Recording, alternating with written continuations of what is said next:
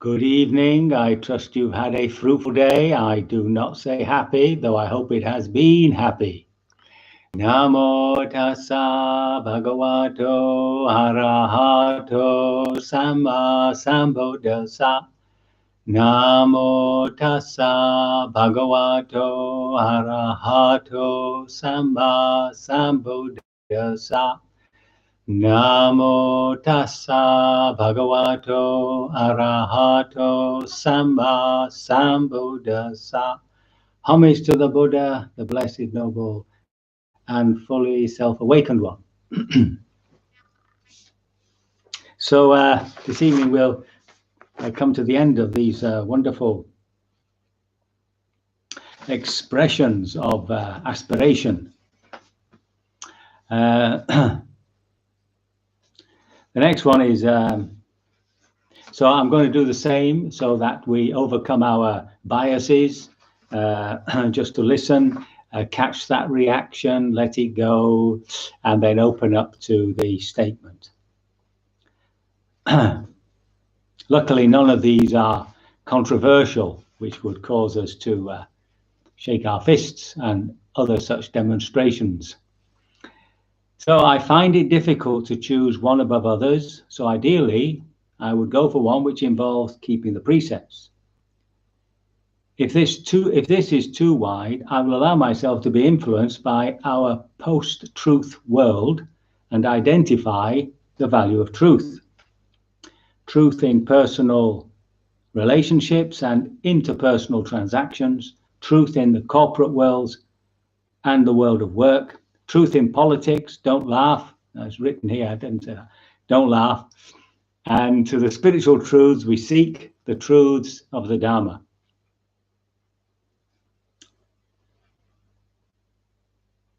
I find it difficult to choose one above the others, so ideally I would go for one which involves keeping the precepts. If this is too wide, I will allow myself to be influenced by our post-truth world and identify the value of truth in capitals. Truth is in personal relationships and interpersonal transactions, truth in the corporate worlds and the world of work, truth in politics, don't laugh, and to the spiritual truths we seek, the truths of the Dharma. Yes, true, not to lie, it's in the, or not to tell untruths, whatever, is in right speech, of course, not to tell truth. It also includes things like calumny, talking badly about people. It also includes abusive language and, of course, just talking for talking's sake. But the main thing, of course, is truthfulness. Yes, we live in a post-truth world. It's been shocking, really, when you think about it, how politicians like Trump and our own blessed Boris get away with the most astounding lies. Nobody pulls them up, then you can't take them to court. Politicians seem to be above the law. You can actually go on a website which is called Boris Johnson Lies. And the journalist has listed all the lies, and they're all, supported by research, etc., etc. And it is extraordinary. It's not that we ever thought politicians told the truth. Well, we never thought they told the whole truth. As Winston Churchill said, a lie is to be economical with the truth. So you only tell half truths, but some of the stuff that we hear from Boris and from Trump and others is just completely untrue, and nobody pulls them up about it. It's just extraordinary. But on a personal level, yes, being truthful in our relationships and interpersonal reactions. You could say, couldn't you, that our relationships are based on that honesty, on being honest, open, not hiding things from each other, not exaggerating things. That's another way you can be dishonest, by exaggeration. Corporate worlds, of course, where we know we have astounding examples of the cigarette companies, the tobacco companies, and all that false research, and the same with these oil companies and the research on climate change and all that. It's awful, really, absolutely awful. And we talk about transparency, you know, and the governments are anything but transparent. So that's just the way it is. And somehow, you know, we have to keep working, you know, to ask for the truth. And we're very fortunate in this country that we have a free press. As you know, what happened in China when somebody was being truthful about coronavirus, you know, they were I think they were definitely pulled up by the police for being subversive. So it's an awful state we're in. Lying in the monastic rule is a very serious offence. If it's lying about your attainments, if you say that, you know, you're an arahat or something, or you've been through all the jhanas, and it's a lie, and you know it's a lie, and perhaps you've done it in order to get supporters, that's a parajika. Parajika means end of life. That's how a defeat is often termed, as a defeat by which you have to leave the order. Interestingly enough, much in the same way as our politicians, you can't make a monk leave the order. I mean, if you're in certain organizations in certain countries, of course you can, the force of the country, of the order can make you leave, but they can't disrobe you. All they can do is not accept you in their monastery. So if somebody declares themselves to be an arahat, for instance, and has enough lay people who believes them, then he can continue. There's not much can be done about it. It's an interesting little point about the order. I mean, there were people who made that mistake in the Buddha's time. There's one occasion where there's a monk, and I'm not actually absolutely clear whether it was a parajika, in other words, one of these defeats. But the Buddha wouldn't start the recital of the Patimokkha, the rule. And Moggallana asks him, or it might have been Sariputta, you have to forgive me these little I've got the main story. Right. And finally, and they sit all night, and finally the Buddha's asked, you know, why aren't you starting? He said, there's somebody impure, you see.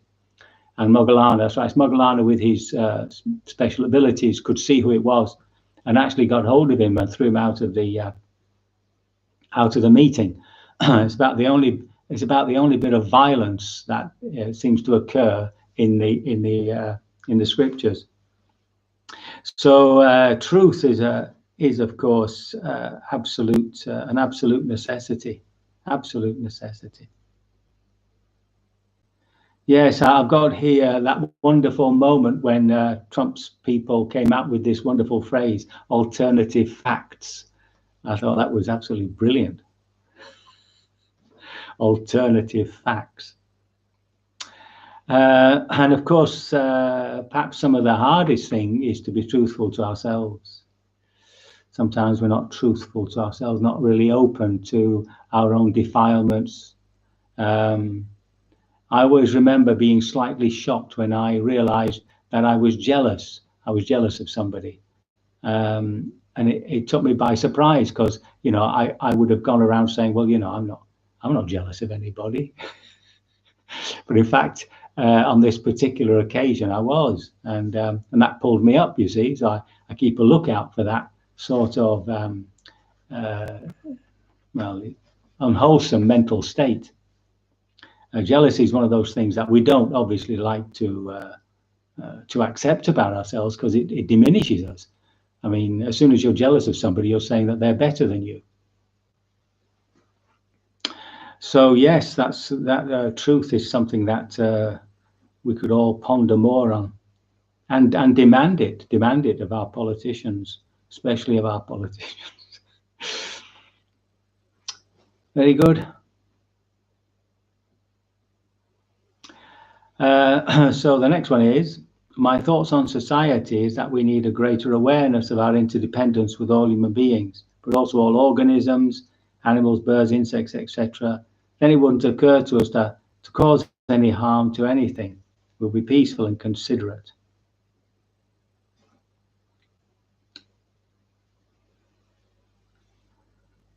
My thoughts on society is that we need a greater awareness of our interdependence with all human beings, but also with organisms such as other organisms, such as animals, birds, insects.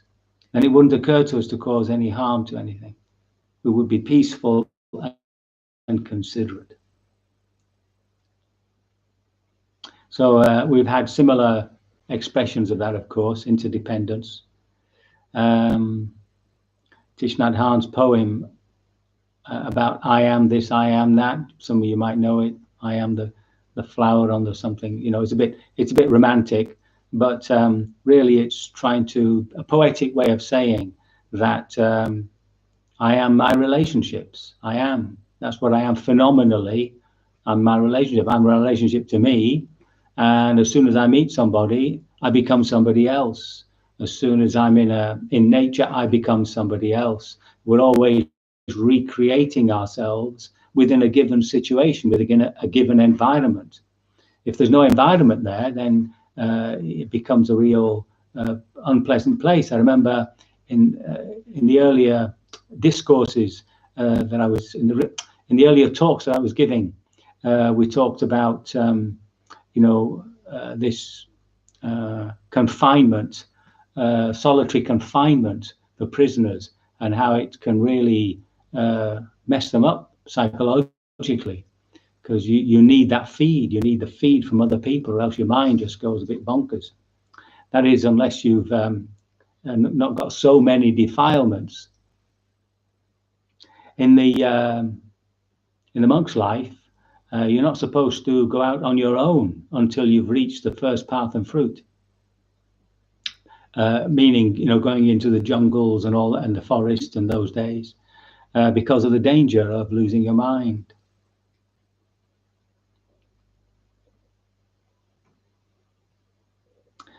And of course, I'm especially aware of the lack of insects. I remember just driving from London to Manchester, where my home of the brave, in the 60s and 70s, and your windscreen you'd have to get out and wash your windscreen. The insects would be splattered all over it. These days, you drive anywhere, there's hardly anything that hits the windscreen. I must say that this year I've noticed more bees and stuff. But last year I hardly saw any. So, what to do? And of course, it is that interdependence where we begin to realize that when we harm anything out there, we're actually harming ourselves. That's the thing, isn't it? That's the interconnectedness, the interdependency. And it's really beginning to understand that and getting to a position where you try and do as little harm as possible. Definitely as little harm intentionally as possible.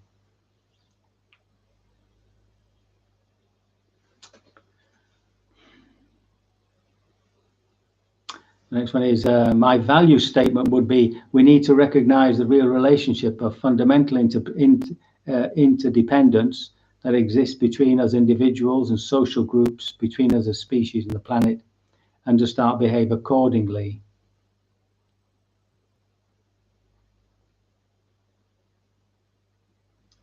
So my value statement would be, we need to recognize the real relationship of fundamental interdependence that exists between us as individuals and social groups, and between us as species and the planet, and to start to behave accordingly.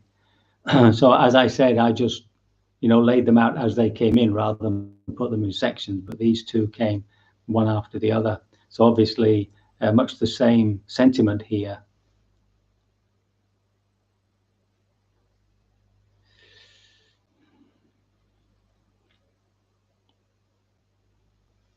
And again, this accent that I think we've become more aware of these days of our dependence upon species, upon other beings, especially, as I say, these insects upon which we depend for our food, for heaven's sake.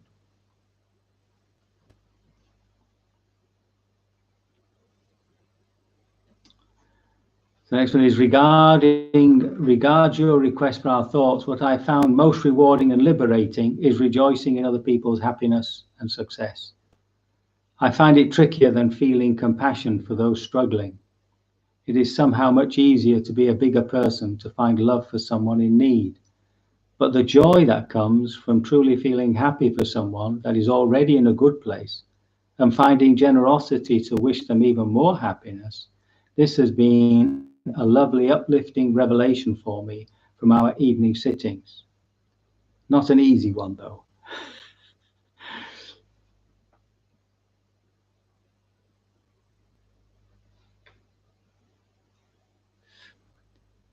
Regards your request for our thoughts. What I found most rewarding and liberating is rejoicing in other people's happiness and success. I find it trickier than feeling compassion for those struggling. It's so much easier to be a bigger person, to find love for someone in need. But the joy that comes from truly feeling happy for someone that is already in a good place and finding the generosity to wish them even more happiness, this has been a lovely, uplifting revelation for me from our evening sittings. Not an easy one, though. I can only guess why it's not an easy one, though. It's something that we don't particularly practice, do we? Rejoicing in other people's success. I mean, we do it on our birthdays, of course, and special days like marriages and births and all that. But we don't go around rejoicing in people so much, and it's a sort of it's another level of connection, isn't it? So you have love and care, you have compassion when people are not in a good place, and then this sense of rejoicing in people's success, in people's abilities, recognizing people's abilities and rejoicing in it. And of course that lifts the heart tremendously. And you have to do it to yourself too. You have to rejoice in our own qualities, in our own success. And this lifts us. If we don't do that, the tendency is always to think negatively. Is to think, how I could have been. The glass is always half empty. It's not half full. And that's what joy does. It sort of balances out the more negative feelings we have towards us, because most of us never feel good enough. We're always lacking something. It could have been better. It's not. And it's to do with comparison. And comparison is a form of conceit. So there are three conceits. I'm better than you, so that makes me feel good. I'm worse than you. That doesn't make me feel very good, but it's somehow there's a sort of an inverted pride, and I can take comfort in it. I can excuse my failures because I'm not as good as you. And then there's a more subtle one of we are equal. Now, at first you might think, oh well, that's egalitarian. That's perfectly all right. But of course, when you look into it, when you say that we're equal, what we're saying is that you and me are part of this group who are equal, but actually we're superior or inferior to others. So it's a sort of communal conceit. So rejoicing, and of course it undermines that near enemy of envy and jealousy. So yes, it's a lovely thing to practice. And we also had, I think we had somewhere, if I remember rightly, we had generosity and a sense of, I mean, what actually goes to support that is gratitude, thankfulness, to being when we develop a certain level of gratitude, then we're much more open to the qualities that people have and to the things they've achieved. So yes, sympathetic joy. It is one of the 4 Brahma Viharas. It's one of the 4 dwelling places of Brahma.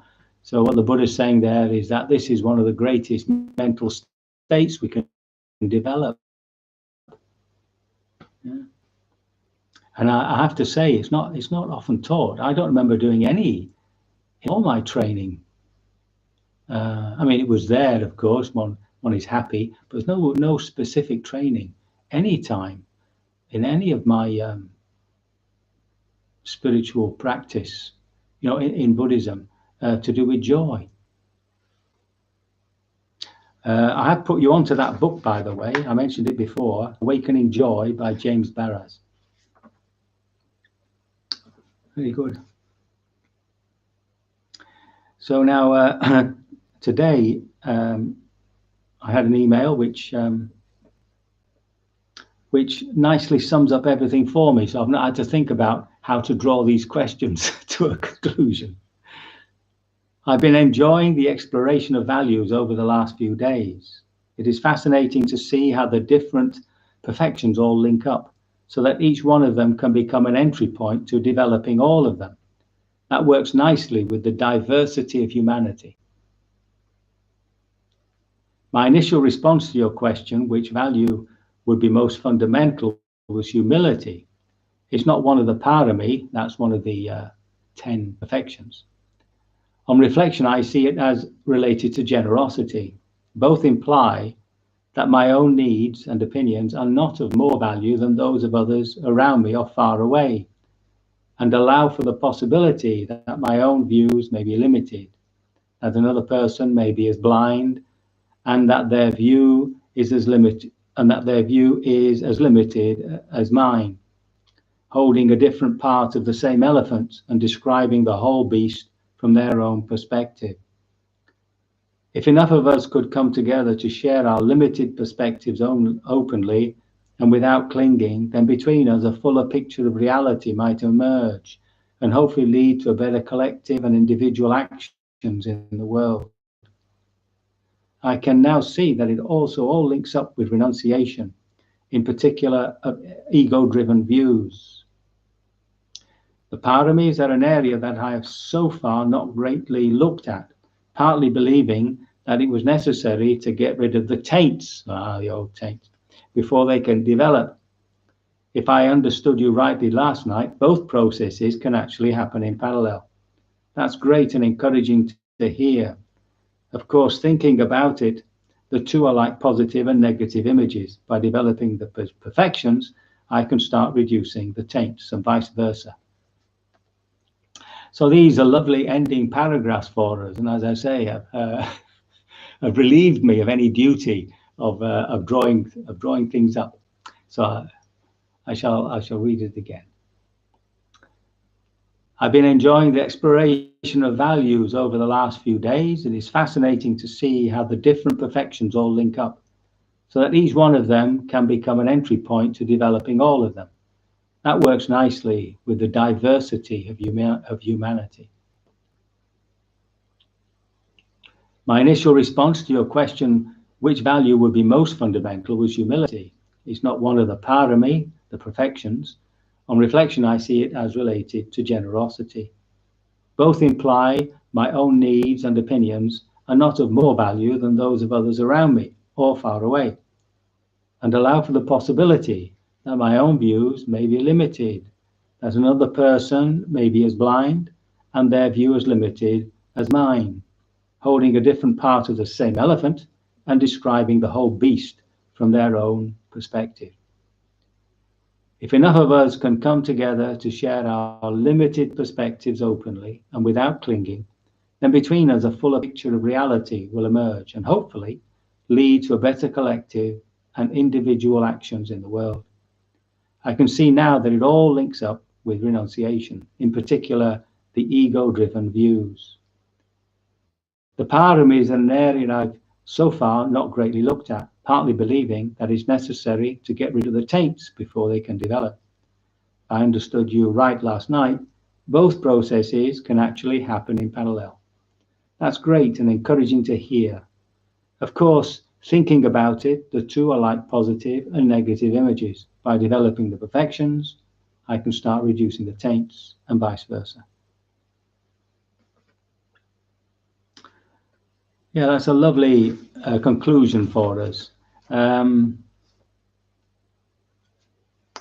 think that's a really good point. That it manifests our diversity, all these different views, but also our fundamental unity, which he later points out. This image of the elephant, that's an old Indian image about an old Indian simile about blind men feeling an elephant and then saying, saying that it's a brush, the tail, or it's a stump of a tree, the leg, completely misunderstanding the elephant as a total. And that's what happens when we cling to a view or an opinion and we think that we've got it all. So it's a case of seeing our views and opinions, as he said, as a perspective.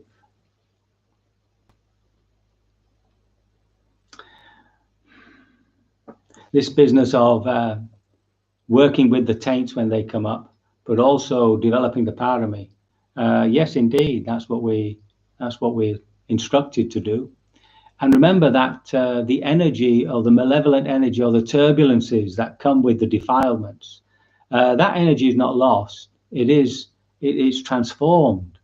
In fact, the word I prefer is sublimate. It moves directly from the unwholesome state directly into the wholesome, and sometimes you might actually experience that. I remember I was having a hard time with my teacher once, and I was doing a personal retreat, and I was working with this real deep disappointment I had in him, and it came up with a lot of aversion. And being a very good meditator at that time, I just stayed with the feeling, and to my real honest surprise, it just turned in front of me into this really warm, compassionate feeling for him, and that manifested for me that these energies they just turn, they evaporate and become something else.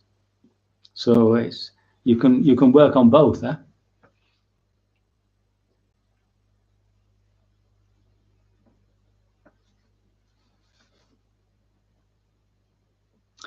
Yes, on that last line, the bit about hopefully lead to a better collective and individual actions of the world. I was told a story by Nori. She was in Bulgaria, and somebody told her that he was in Sofia, the capital, and just noticed that lots of people were walking towards the center, and so he joined in, and a whole crowd began to develop in the central square. And then one man got up and began to talk about all the people, all his relatives or friends who'd gone missing in the communist era and stuff like that. And more and more people got up to talk about their grievances. And the government building behind them was full of lights, it seems. And eventually, when everything had been spoken, seemingly everybody turned and looked into the building, and all the lights started to go out. And there's a presumption that they were all escaping. And from that moment onwards, it seems, the communist government began to give in. And of course, that was all around 89 when the wall collapsed. And looking back at that time, generally speaking, what a peaceful revolution that was, you know. Comparing to the earlier times when there were uprisings in Hungary, 56, I think, which were brutally suppressed, you know. So the whole purpose of us really, considering these different qualities is to really begin to see how they can manifest through our economics and our social life. Even personally, individually, it might make us much more aware of what we're buying, what we're eating, etc., and how we talk to others, how we actually begin to persuade others, especially those whom we meet who have, opposite views and opinions, perhaps to get them to open up to our views and for us to understand theirs. I mean, we've been through this whole Brexit thing where it was very difficult for some people who were for staying to understand how anybody could want to leave, And there's all this thing about them being a bit thick. They didn't understand. And of course, it was one of the fundamental reasons that people wanted to leave was that they just weren't benefiting. They saw nothing but their own poverty, and the immigration had made them feel a loss of, this is the white, the English people and the Welsh, had made them their sense of community was being undermined. Anyway, that's what we have to do. We have to keep these values, these virtues in our minds, and whenever the opportunity comes to say what's necessary, to be open about it, not to be afraid. And hopefully we shall move towards a very wonderful and enlightened society in no length of time. We can hope. So with those wonderful words, let us now begin our practice.